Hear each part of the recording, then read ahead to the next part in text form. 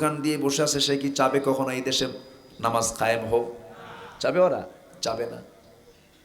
তাহলে শত্রু আছে না নাই? বলেন তো, শত্রু আছে না নাই? আছে। আমার বন্ধুগণ, আল্লাহ বলছেন নাম্বার 3, তোমার ভয়ও থাকবে না, তোমার চিন্তাও থাকবে না, তুমি নামাজ কায়েমের সংগ্রাম করবে। সাথে সাথে আল্লাহ রাব্বুল আলামিন যাকাতের কথা বলে দিলেন। যাকাতের কথা বললেন সাথে সাথে, কারণ যেখানে আল্লাহ তাআলা নামাজের ওয়াজ করেছেন সেখানে যাকাতের ওয়াজও করেছেন। নামাজ হলো আল্লাহর হক, যাকাত হলো বান্দার হক। যাকাত মানে হলো বৃদ্ধি পাওয়া। কিন্তু আপনারা তো মনে প্রশ্ন আসতে পারে, হুজুর যাকাত মানে হলো 1 লাখ টাকা, 2,500 টাকা বছরে দিয়ে দেওয়া, 1 কোটি টাকা, 2.5 লক্ষ টাকা জনগণের মধ্যে গরিবদের মাঝে বন্টন করে দেওয়া। কিন্তু আপনি বলেন যাকাত মানে বৃদ্ধি পাওয়া, কেমন করে হয়? আমার বছরে 1 কোটি টাকা, 2.5 লাখ টাকা হেরে যাচ্ছে, আমার তো লস হবে, আমার তো কমে যাওয়ার কথা। যাকাত মানে বৃদ্ধি, এটা কেমন করে হলো?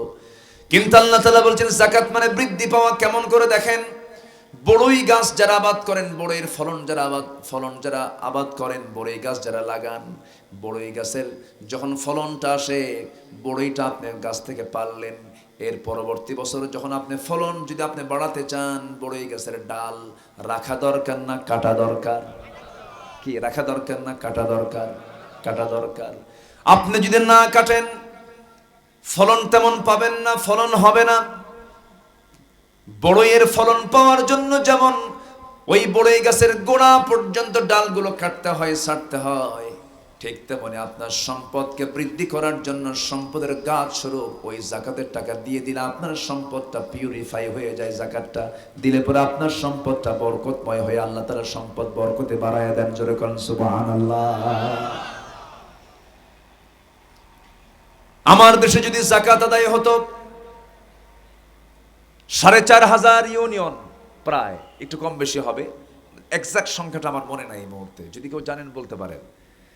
এই যে 4,500 ইউনিয়ন আছে, এই দেশের ব্যাংকিং হিসেব অনুযায়ী যদি যাকাতটা যদি তোলা হতো, তাহলে দেখা যেত প্রত্যেকটি ইউনিয়নে প্রত্যেক বছরে 43 কোটি টাকা যাকাতের টাকা জমা হয়ে যেত।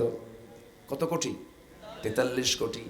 আজকে যাকাতটাকে কেউ ফরজ মনে করে না, কিন্তু আল্লাহ বলছেন কিয়ামতের দিন ওই সমস্ত বান্দার পিঠের উপরে আল্লাহ রাব্বুল আলামিন এই সম্পদটা চাপায়া দিবেন। ওই সম্পদগুলো বিষধর সাপ হয়ে যাবে। এই জন্য আমার বন্ধুগণ, সম্পদ দিয়েছেন কে? সম্পদ খরচ করবো আমরা কার নিয়মে?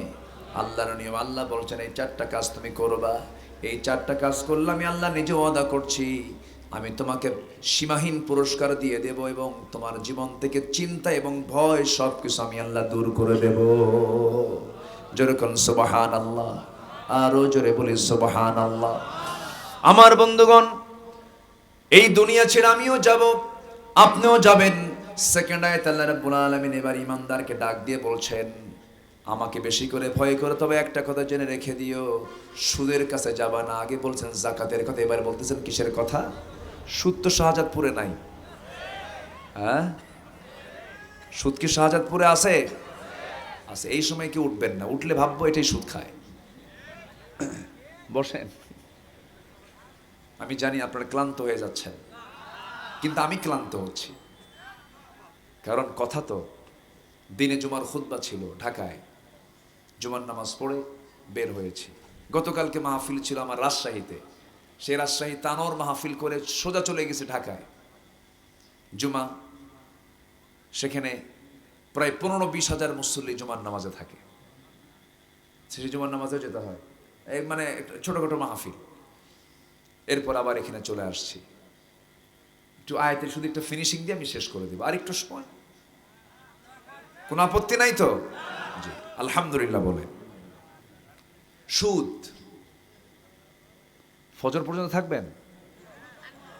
ফজর থাকবেন আপনারা? রাজি আছেন? আচ্ছা, আপনারা থাকেন, আমি যাই। আপনার তো 1 রাত, আমার তো সব রাত, সব সারাতেই যে মাহফিল। জি আলহামদুলিল্লাহ, এত সুন্দর মানুষ আপনারা, আমি আল্লাহর শুকরিয়া আদায় করছি। ফজর নামাজ হবে তো সবার? ফজর হবে তো? ফজর যেন কাজা না হয়, অ্যালার্ম দিয়ে রাখবেন। এবং সাথে আল্লাহ তাআলা যদি কোনো বান্দা ফজর নামাজের নিয়ত করে ঘুমায়, প্রত্যেক বান্দার মাথার ভিতরে আল্লাহ তাআলা অ্যালার্ম দিয়েছেন।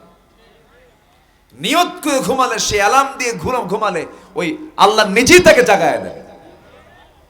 নিয়তকে থাকতে হবে। হ্যাঁ, আপনি 3টায় শুয়েছেন, তাও আপনি নামাজ পাবেন। আল্লাহ তাআলা মানে মাথার মধ্যে একটা বান্দার এক্সট্রা একটা অ্যালার্ম দিয়ে রেখেছেন।